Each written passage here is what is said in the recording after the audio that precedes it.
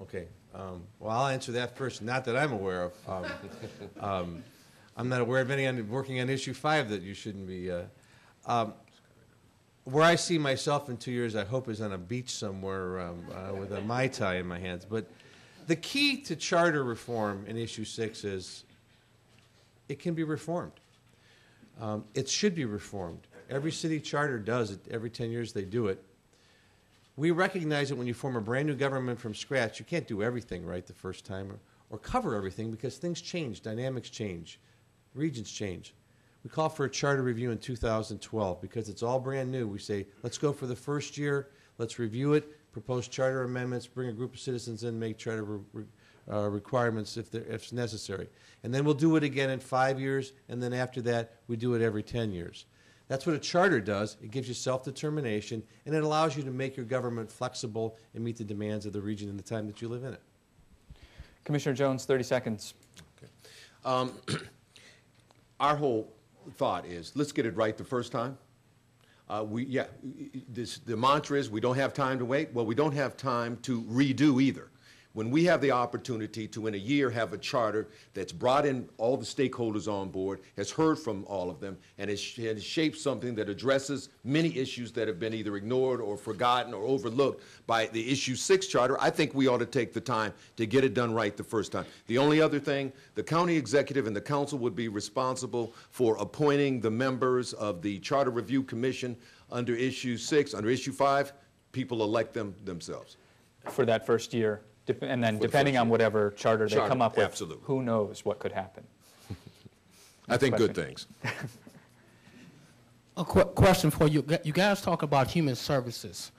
King County, Washington, Seattle has a similar executive style form of government. But however, they found they anticipated they had some cuts in the human services area when they went to this form of government.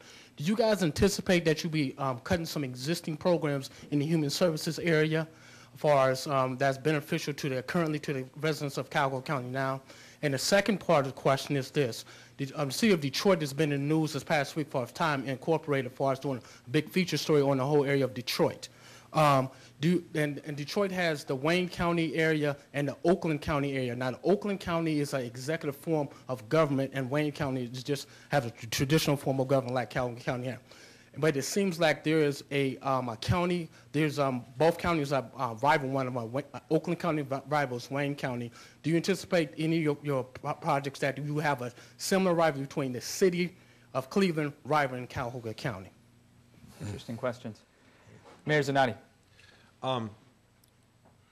It's a very difficult, you can give a very easy answer, but I think the best answer is, let's talk about what we're proposing as the principles of the county government, economic and health and human services. So we would expect that anybody elected and being held accountable would assure that the budgets would reflect the priority of those two departments. So I wouldn't expect those services to be cut. I think it's a priority of the government, and it's a responsibility of the people accountable to make sure that that happens properly. Secondly, as far as, let's talk about Cleveland, this county government would be in support of the city of Cleveland and all the suburbs. Everyone recognizes that the city of Cleveland, its strength is important to the future of our region. A stronger, more effective county government only enhances the city of Cleveland. It doesn't hurt it. It's not a threat to the city of Cleveland. It would be a strong asset to the city of Cleveland. And so I think that's my best at answering quickly those two pretty broad questions. Commissioner Jones, a critique or response? Sure. Just very quickly, I think the issue 5 proponents well understand that the way county government is structured in the state of Ohio, via Constitution, via the Ohio Revised Code, that health and human services, maintaining the safety net, is the primary function of county government, not just here in Cuyahoga County, but throughout the state of Ohio.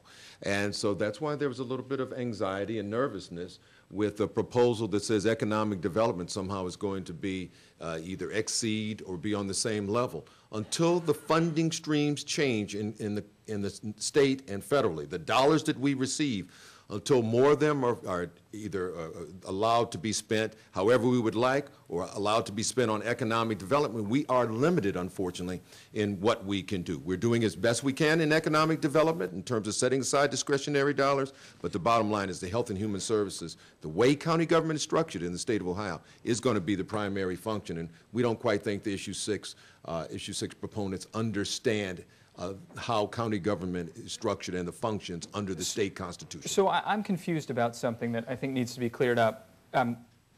The lion's share of funds that come through the county, the $1.5 billion a year, most of that is already earmarked and not flexible in how you can spend it, and most of it goes to Health and Human Services already. Health and Human Services, and also to the judicial function, funding the prosecutor's office, Right. the public defender's office, the courts. So then, Mayor Zanotti, Thank you. much of that couldn't really change. Wrong. I don't agree with that. I don't agree with that for a minute.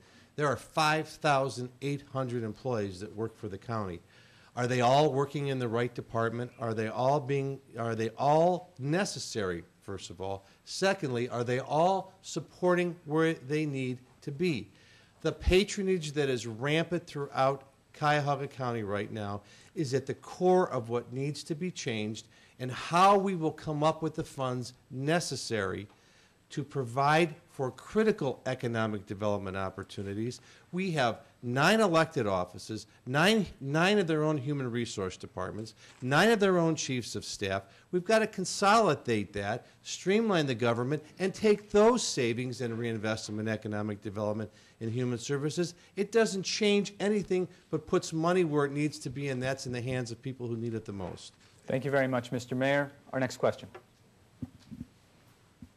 Thank you, Mayor. You're talking about streamlining government, but I'm also hearing you're adding government, and I'm confused, and perhaps you started to answer that question, but I'd also like to ask, how do the council people get divided? Because that's adding government, and it's going to be confusing to many of us Sure. who aren't sophisticated, where there's already council people, you know. I know a lot of sophisticated people that are confused as well. Thanks for asking that, because I've made that note to myself 4 times and I haven't been able to work the answer into an appropriate question yet. To suggest that we're increasing the size of government from going from 9 elected offices to 11 part-time council representatives is to deal with the very surface, the very top layer of the onion. The reality is what we're talking about is dealing with the 5,800 employees that work for the county government right now and streamlining that process, bringing the elected fiefdoms and making them appointed positions based on the qualifications of the people who serve in those positions, and staffing those positions and those departments appropriately, eliminating the mass duplication, coming up with standard hiring practices, and having one human resources department. Those savings alone will help to fund the things that were necessary.